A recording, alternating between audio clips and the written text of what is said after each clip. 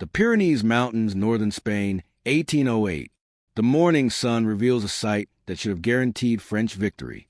10,000 imperial soldiers surround a single cave entrance where 300 Spanish guerrillas hide like rats in a trap. Napoleon's finest troops, veterans of a dozen European conquests, face exhausted rebels with dwindling ammunition. Victory seemed certain. Then the unthinkable happened.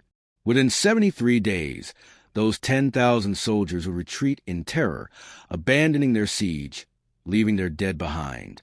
The impossible became inevitable, and from this day forward, Napoleon would call Spain his Spanish ulcer, a wound that would never heal. At the heart of this nightmare stands one man, Francisco Renovales, a former Spanish officer carrying the weight of massacred comrades. Today he commands not just rebels but the mountain itself.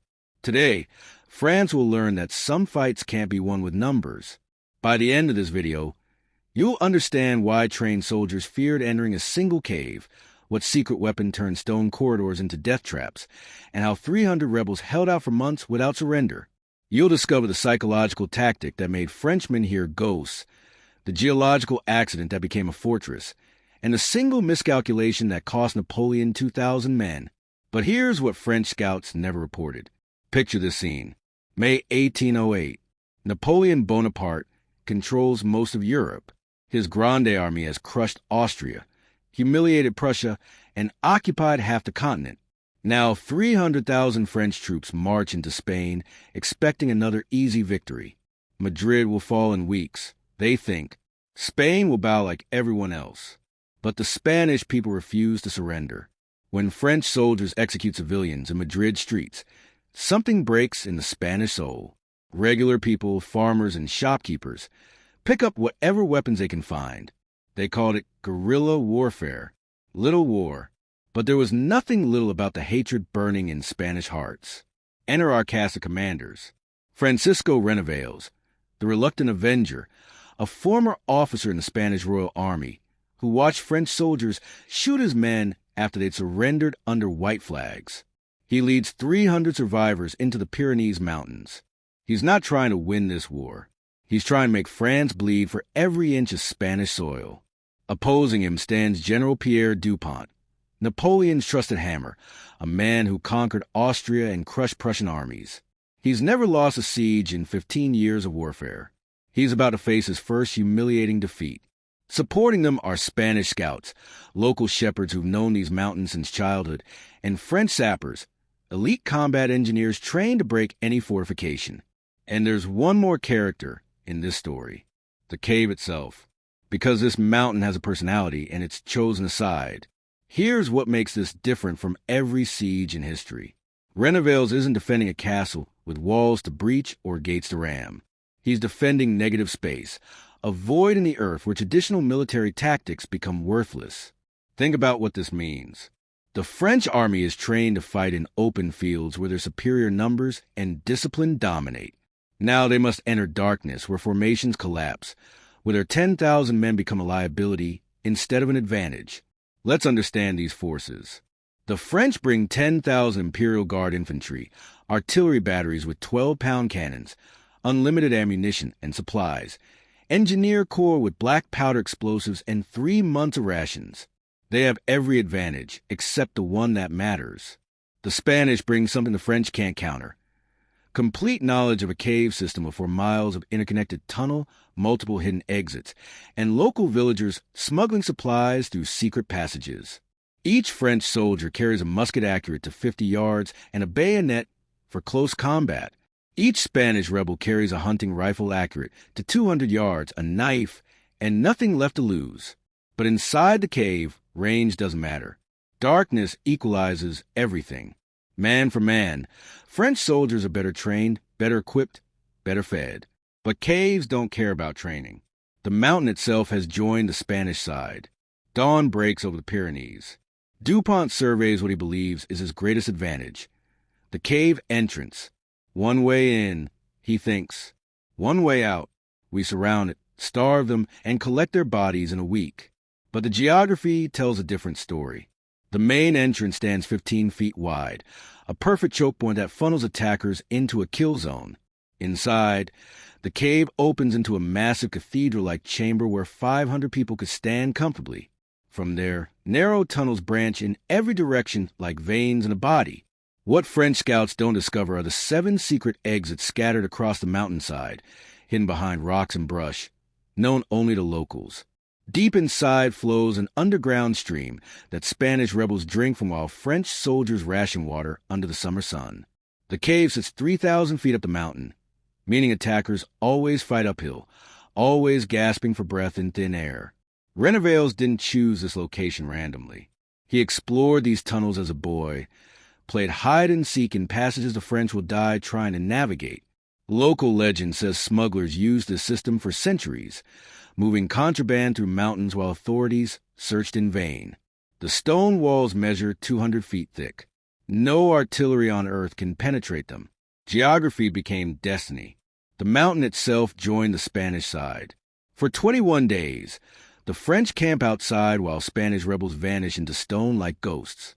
The first week begins with confidence. Dupont demands surrender. Spanish rebels respond with gunfire. He orders the first assault. 100 men enter the darkness with torches and muskets. Only 60 return. The bodies they recover show close-range wounds, stab marks, and signs of panic. Men shot each other in the confusion. The second week brings a new strategy. Dupont tries starving them out, posting guards at the entrance 24 hours a day. But Spanish rebels make midnight raids through hidden exits the French don't know exist. French sentries are found at dawn with throats cut. Supplies vanish from camps. Food meant for 10,000 men feed Spanish villages instead. By the third week, rumors spread through French ranks like disease. Soldiers whisper around campfires. The cave is haunted. They're not human, they're mountain demons. I heard voices coming from inside the rocks. Veterans who fought at Austerlitz and Jena, men who stood firm under Russian cannon fire, now glanced nervously at the cave entrance after dark. Then came intelligence that changed everything. A French deserter, unable to handle the psychological pressure, reveals the truth to a Spanish contact. The French aren't besieging 300 men trapped in a cave. They're besieging a vast underground network with tunnels connecting to neighboring valleys. Local villagers smuggle food, water, and ammunition through back entrances every night. The Spanish aren't trapped. They're hunting. What looks like a siege is actually a trap, and the French walked right into it. But the real weapon isn't geography. It's psychology. Spanish rebels learn French sleep patterns, study when guards change shifts. At 3 a.m., when human alertness hits its lowest point, they send sounds echoing through the tunnels. Screams that could be wind or could be dying men. Scraping sounds like fingernails on stone. Ghostly songs in Spanish that bounce off walls and seem to come from everywhere and nowhere. French soldiers lose sleep, start hallucinating, see shadows moving in peripheral vision. This is where Dupont faces his crisis. Napoleon sent a message: finish this or be replaced. He can't admit failure to a handful of rebels. He can't sacrifice his entire regiment to Spanish knives in the dark. Each day costs supplies, morale, and his reputation. Then comes his breaking point. He attempts to smoke them out, building massive fires at the cave entrance. The wind changes direction. Smoke blows back into French positions. 30 soldiers suffocate. While French troops cough and stumble, Spanish rebels emerge from side tunnels and attack from behind, stealing more supplies before vanishing. This tactical detail changed siege warfare forever. You can't starve an enemy with unlimited exits. You can't smoke out caves with their own weather systems. Picture this from a French soldier's view. You're standing guard at the cave entrance at midnight. Darkness, so absolute you can't see your hand in front of your face. Then, scraping sounds from deep inside the mountain. Rhythmic, deliberate, getting closer.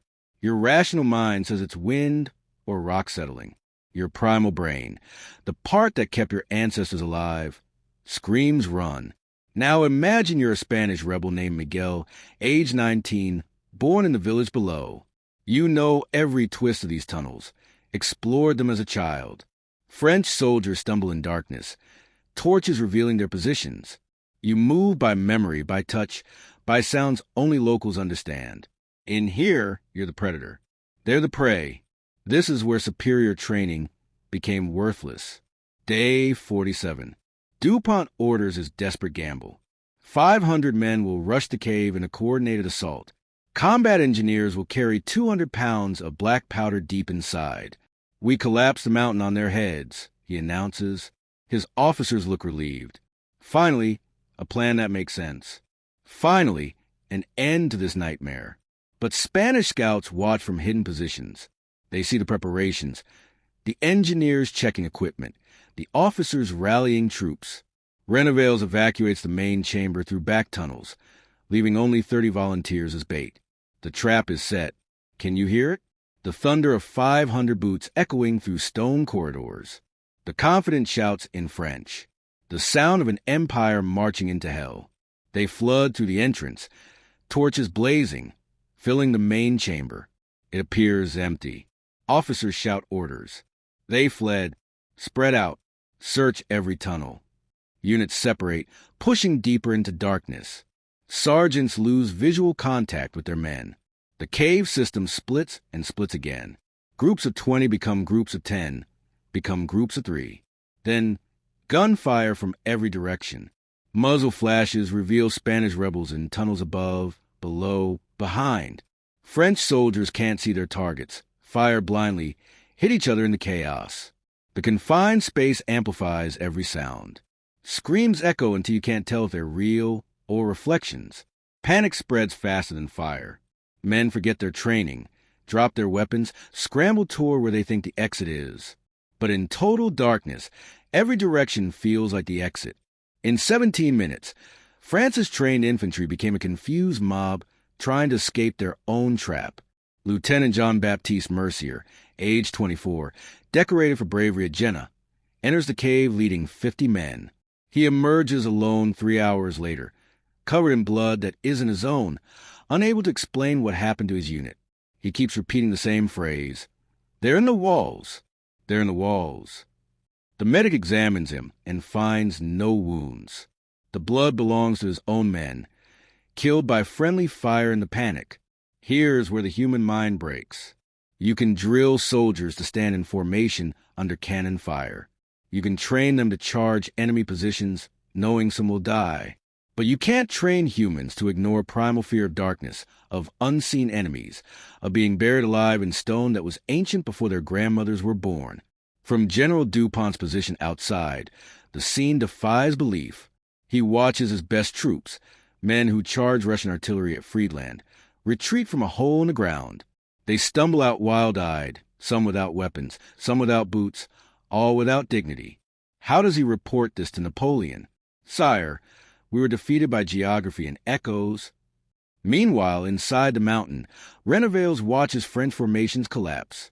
He gives a signal. His men begin the sounds. Not screams this time. Worse. Laughter. Echoing, distorted laughter bouncing through tunnels until it sounds inhuman. Spanish rebels laugh while French soldiers break. You're watching brave men, veteran warriors, reduce to terrified children afraid of the dark. The cave became a horror show where Spanish rebels were directors and French soldiers unwilling actors in their own nightmare. And the worst part? The assault hasn't even begun yet. Day 47 becomes day 48. DuPont can't accept defeat. He orders one final assault. 1,000 men will enter simultaneously, overwhelming any resistance through sheer numbers. Engineers carry 200 pounds of black powder to collapse strategic tunnels.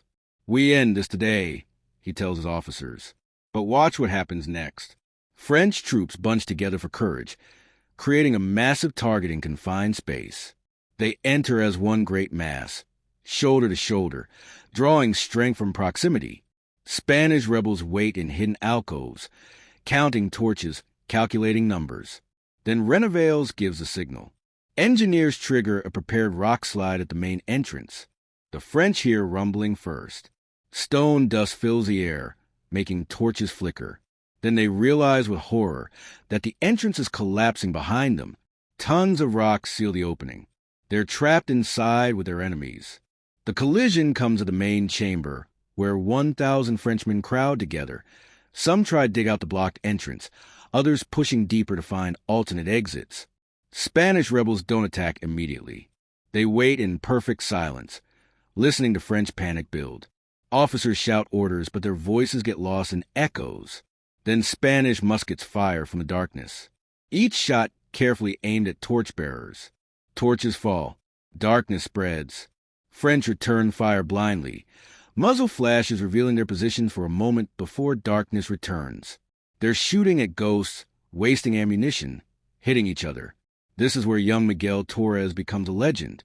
Age 16, born in these mountains, he navigates tunnels in complete darkness using only touch and memory. He approaches confused French soldiers and speaks to them in broken French. "Follow me, I know the way out."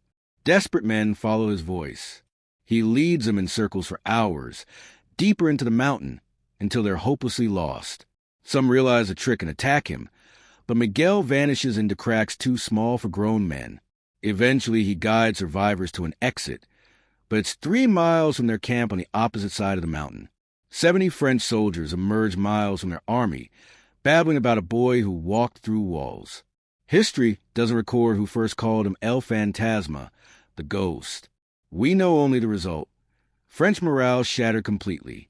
What followed was not a retreat, but an abandonment. Day 48, news spreads through the French camp. 100 men desert during the night.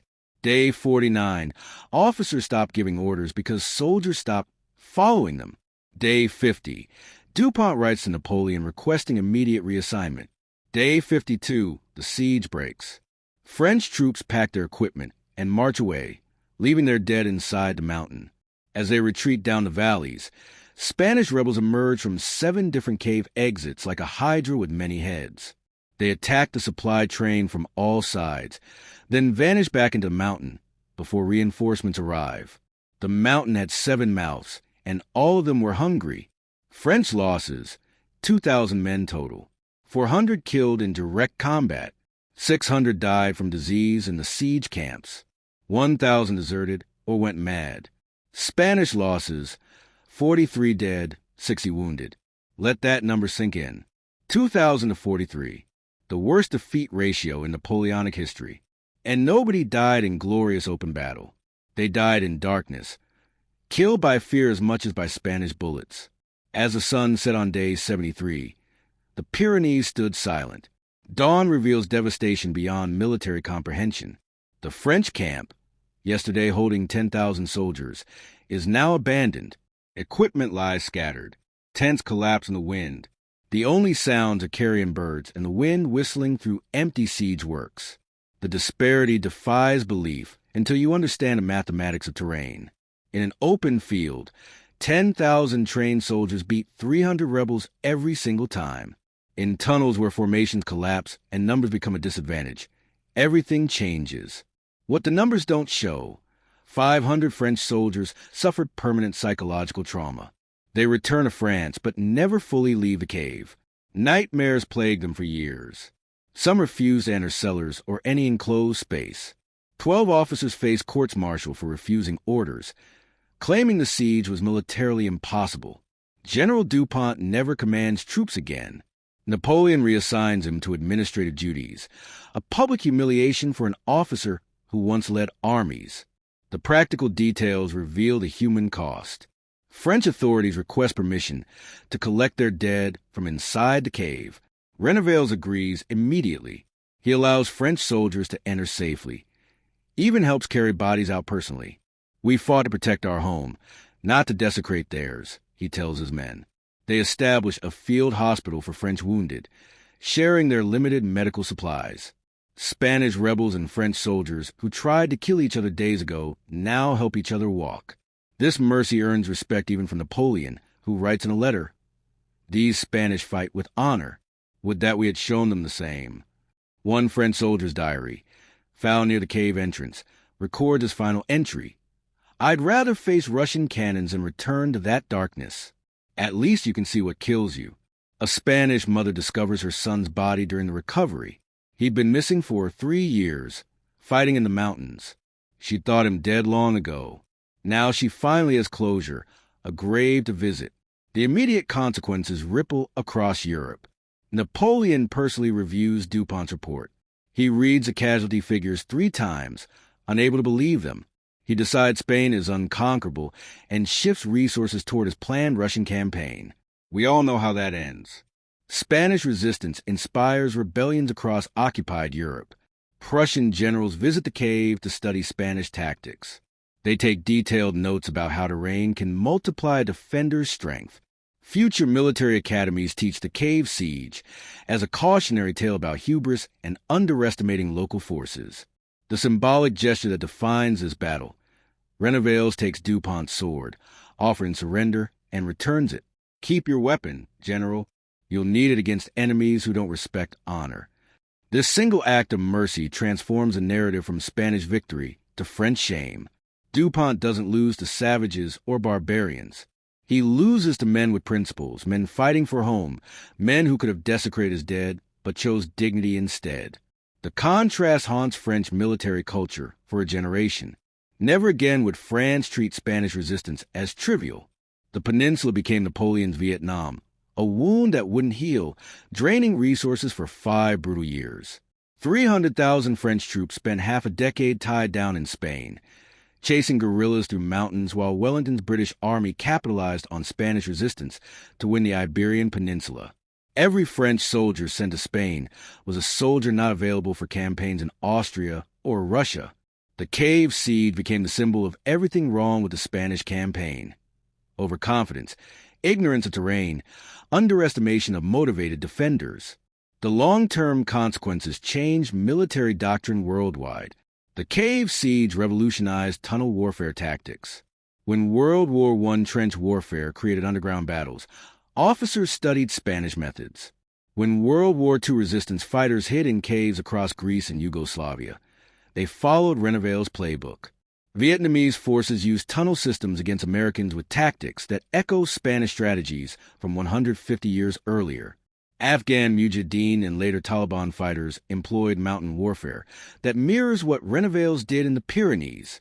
The lesson traveled across centuries. Small forces with terrain advantage can defeat superior numbers if they're willing to embrace asymmetric warfare. Spanish folklore immortalizes Los Fantasmas de la Cueva, the cave ghosts. Songs sung in taverns for 200 years recount how 300 men became ghosts to haunt an empire. The cave becomes a pilgrimage site for Spanish patriots. Mothers take children to show them where ordinary farmers became legendary defenders. Had the Spanish lost at the cave, Napoleon might have secured the peninsula. That might have freed troops for his Russian campaign. That might have changed the entire map of Europe. The course of Western history pivots on 300 men refusing to surrender in a mountain cave. Modern parallels emerge whenever empires forget that locals know the land. Afghanistan defeating the Soviet Union using mountain warfare. Vietnamese defeating America using tunnel systems. Small forces with terrain advantage repeatedly defeat superior numbers throughout history. The lesson echoes across time. Technology can't overcome geography. Numbers become a liability in confined spaces. Morale beats material when defenders fight on home ground. Some places can't be conquered, only survived. Between superior firepower and inferior position lies the paradox of asymmetric warfare. Sometimes the best fortress is one nature already built. Today, visitors can tour portions of the cave system. Guides point out bullet marks still visible in limestone walls after 200 years. Names carved by Spanish rebels are preserved behind protected glass. One inscription reads simply, "Aquí resistimos." Here we resisted. Nothing marks the spot where 2,000 Frenchmen learned fear except the mountain itself, standing silent witness to human courage and human folly. Spanish school children learn this story, a symbol of resistance against overwhelming odds, proof that impossible only means hasn't happened yet. The cave wasn't a hiding place. It was a statement carved in stone. 300 men didn't defeat 10,000 soldiers through superior weapons or tactics. They defeated the idea that Spain could be conquered, that empires automatically win, that numbers guarantee victory. From darkness and death emerged legend and liberation. From guerrilla warfare came a word we still use today. From 300 desperate rebels came proof that free people fighting for home can never be truly defeated. The impossible became inevitable because ordinary farmers chose to become extraordinary ghosts.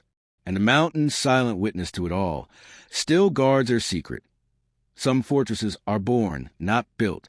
Some battles are won not by killing enemies, but by breaking their will to fight. And some victories echo through eternity, whispered in stone.